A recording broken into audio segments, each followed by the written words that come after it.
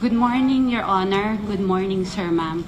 I'm Police Chief Inspector Jocelyn Cruz. I conducted an autopsy on Carl Angelo Arnaiz, August 28, 2017 at 10:30 p.m. The injury sustained by the victim from head, there was an hematoma noted on the right eye, an abrasion noted on the supraorbital region of the right eye.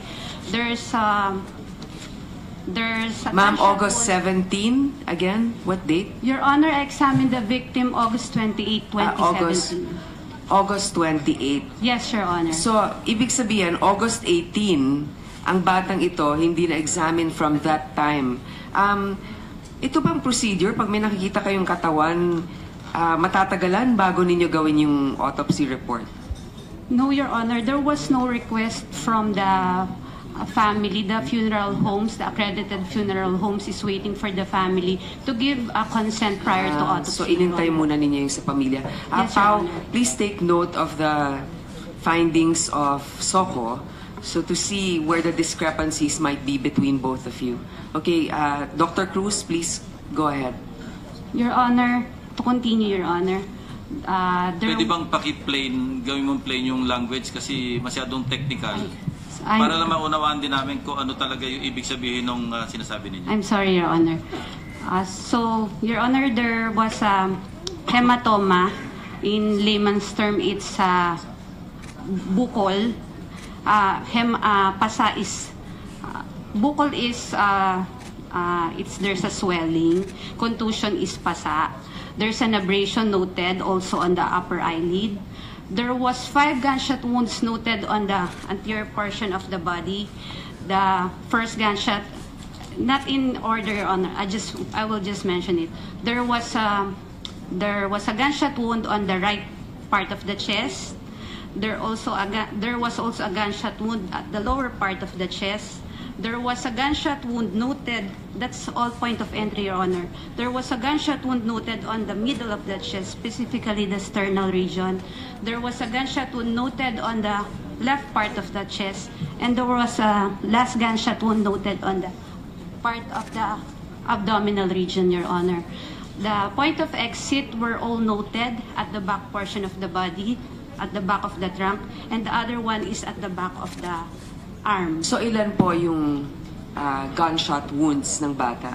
Your Honor, there were 5 gunshot wounds with the point of entry and the point of exit, Your Honor. Okay, go ahead, please. To continue the examen. Mr. Chair.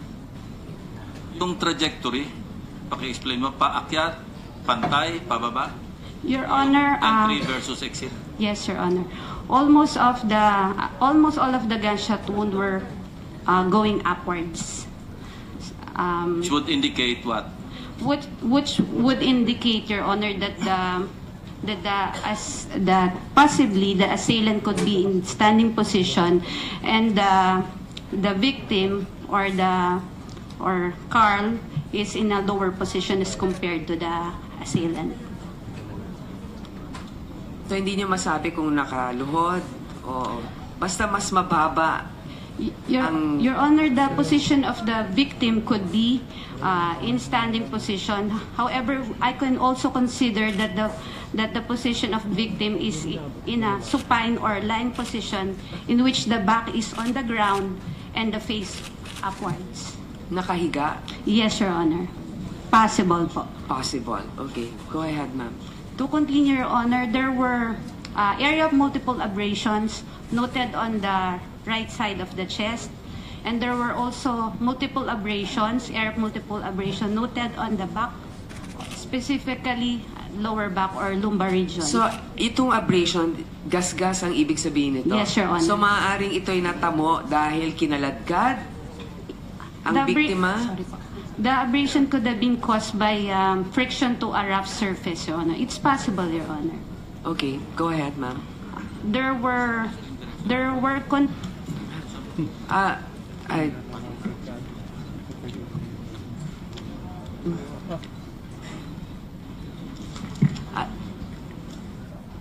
please clarify also the direction of the abrasion.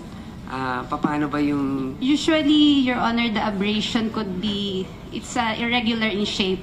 We cannot determine whether it's, usually it's continuous linear, pagguhit-guhit po. So consistent for possibly being dragged because of the consistency of the abrasion. Possible also, Your Honor. Kasi iba naman din yung abrasion na lapag ka lang sa isang lugar. Pero iba rin yung pag merong mga linear, di ba? Sabi mo? Yes, Your Honor. It's Okay. also possible that it's... Isa lang ang direction na abrasion, hindi yung merong pag-ganito, may pag-ganon. One direction. One direction. If I remember, Your Honor, it's... So, from, assuming lang na kinaladkad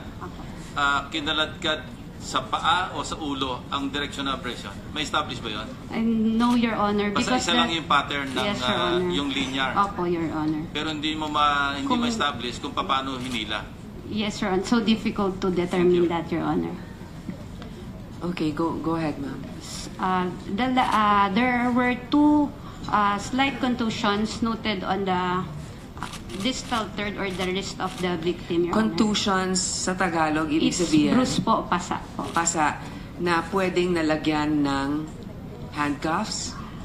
Possible that it could be caused by a force on that area. Possible. So, ma'am, is it consistent with the POW findings that the child was actually handcuffed?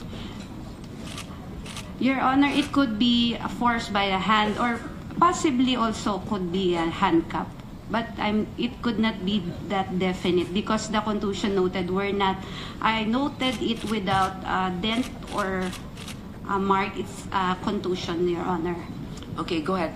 Now, ma'am, I'm sure you've already performed a lot of autopsy examinations and you've submitted a lot of reports.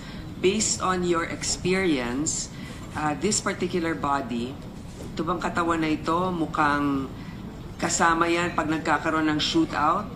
Ganyan ba ang natatamong sugat at fatal wounds ng isang nanlaban o isang hindi masyadong may laban?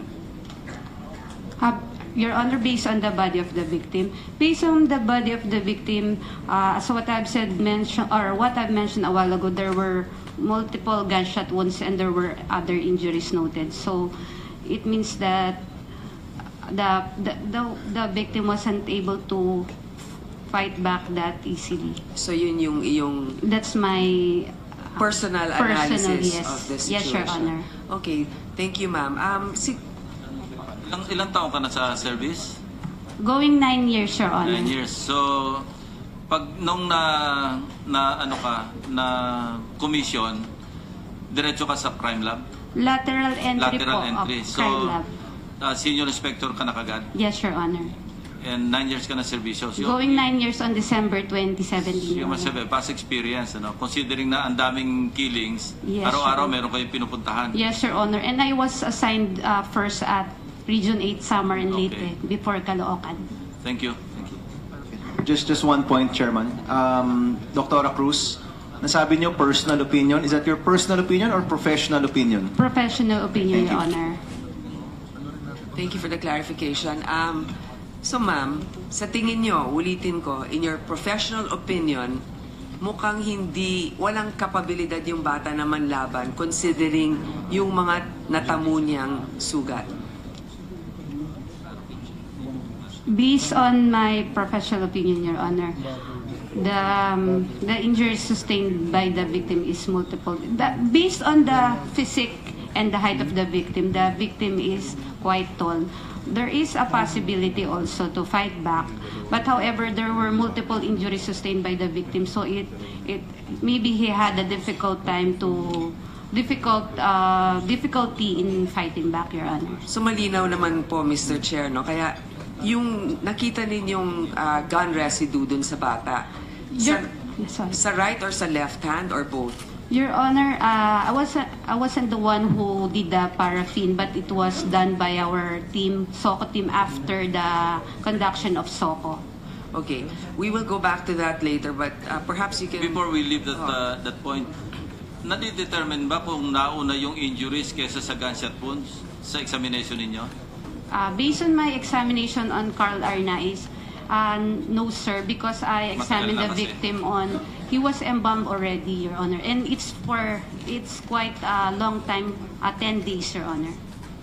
As But compared the point to... is, imposible namang patay na sa gunshot wounds, binubugbog pa, hindi ba? That's common sense. Yes, sir. Thank you. So, yun. Ngayon, dahil nga ito na nakikita natin may mga overkill dito, no? General De La Rosa, pasensya na maabala kong iyong pananghalian ng konti.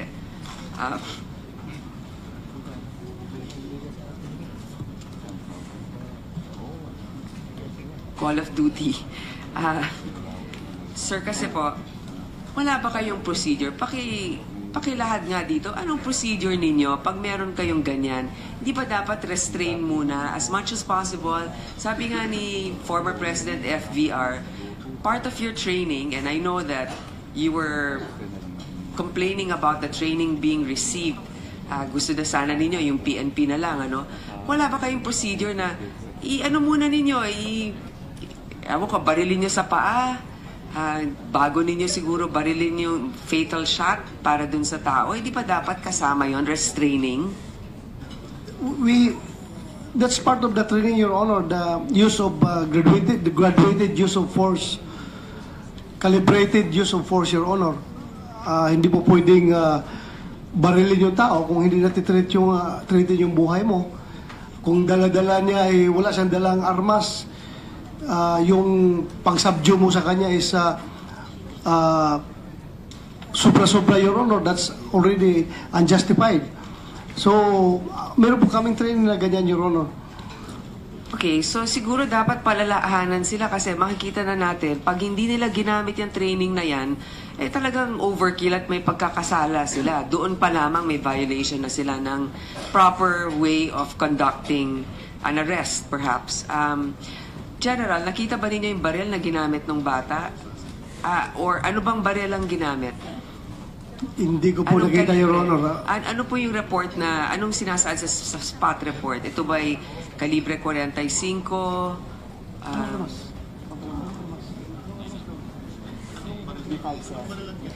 357, 44?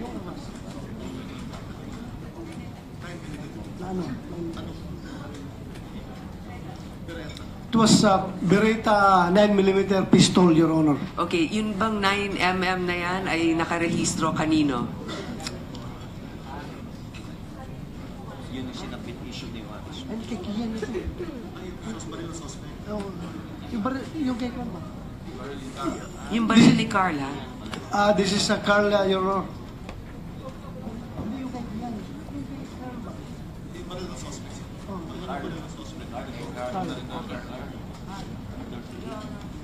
Your Honor, ma'am, Na-recover ni Carlos. yung na-recover po kay Carl, 138 revolver without serial number recovered at the crime scene yielded positive result to the test for gunpowder nitrates. Do you know how many times it was fired?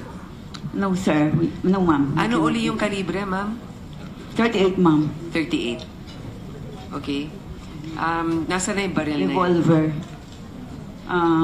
That is in our Is it office. without serial number or defaced serial number? Sir, without serial number. Wala talaga. So, paltik. Yes, probably, sir. Okay. Siyempre, paltik. Wala kang serial number. Meron ba kayong affidavit ng taxi driver? Investigador, sino yung investigador ng case ni Carl? Yung affidavit ng Bakit? taxi driver.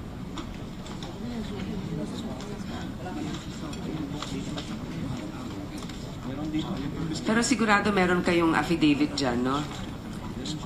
Kasi hindi ko dalawa yung nasubmit niya eh. May affidavit dito, Your Honor. Affidavit executed by the taxi driver. The victim, taxi driver, victim of robbery. So sinabi ng taxi driver na lumaban itong batang ito, meron bang nakalagay po doon? Yes, Your Honor. He has an affidavit by the name of Thomas Marleo Bagcal, who is the taxi driver, identified taxi driver. Ano pong The petsa victim. ng affidavit niya?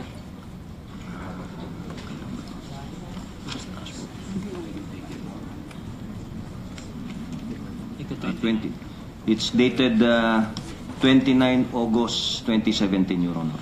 So, again, more than 10 days after, hindi ba dapat pag may shootout na ganyan?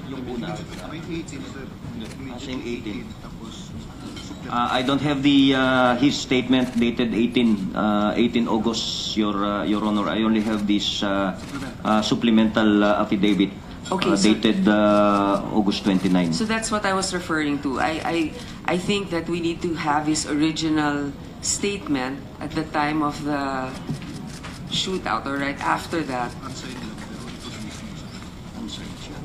Pero ito na mismo. Kasi minsan nagpapalit, naiibang pagkakatanda natin ng sitwasyon pag ilang araw nang nakalipas.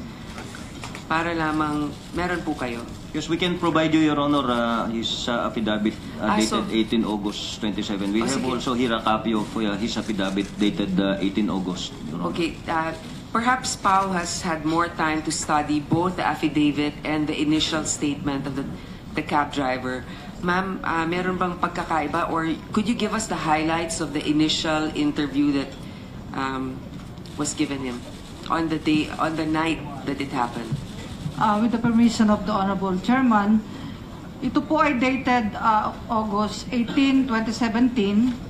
Kopya po ito na binigay sa mga magulang ni Carl. At ito rin yung kopya sa puninarya. Kasi pinuntahan po namin yung puninarya Ezekiel. Dito po ay nakikita natin na wala pong pangalan ng taxi. At wala din pong plate number, yung sinasabi niyang taxi. At ito po ay hindi nasumpaan nung nagsasabing siya ay si Tomas Marleo Bagcal. At pina-verify po natin yung address dito, kung dito nakatira to, ay ang sabi ng mga taga roon ay hindi siya taga roon. So, wala po kaming kopya nung sinasabi nilang supplemental. So, ito lang po yung na-analyze namin na medyo hindi rin tumutugma dun sa memo dated August 18 sapagkat may sinabi rin siya dito na tinanong siya, nakikilala mo ba kung sino nang hold up sa'yo? Ang sagot niya, hindi. Eh kung in-hold up ka, siyempre makikilala mo. Eh ba't hindi mo nakikilala kung sino? So ang punto doon... Hindi, marahil hindi po niya alam yung pagkatao o yung pangalan, pero hindi din niya matunton yung itsura. Yun ba yung ibig sabihin ng pagkakilala? Ang tanong ko, nakikilala mo ba kung sino nang hold up sa'yo? Sagot po, hindi. So, Subject to interpretation. opo, Anong subject to ibig sabihin ng interpretation, medyo pagkakilala? vague talaga tong affidavit Sino na pong to. kumuha ng statements niya? Sino pong kumuha? Pulis po ba? Alam ko lang ng... Nasa presinto ba niya ibinigay itong lahat na ito?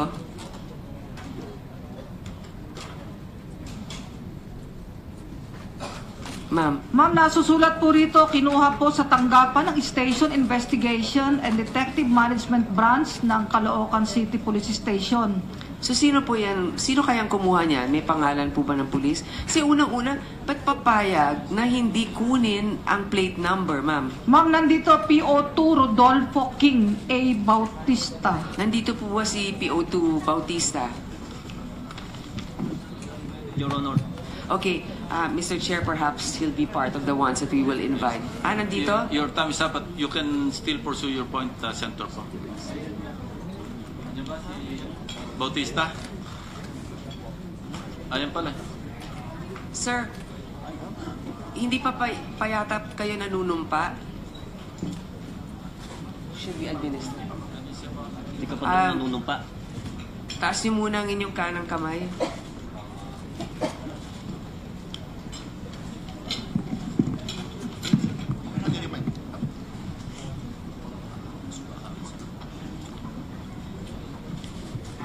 Do you solemnly swear to tell the truth, the whole truth, and nothing but the truth in the Senate inquiry?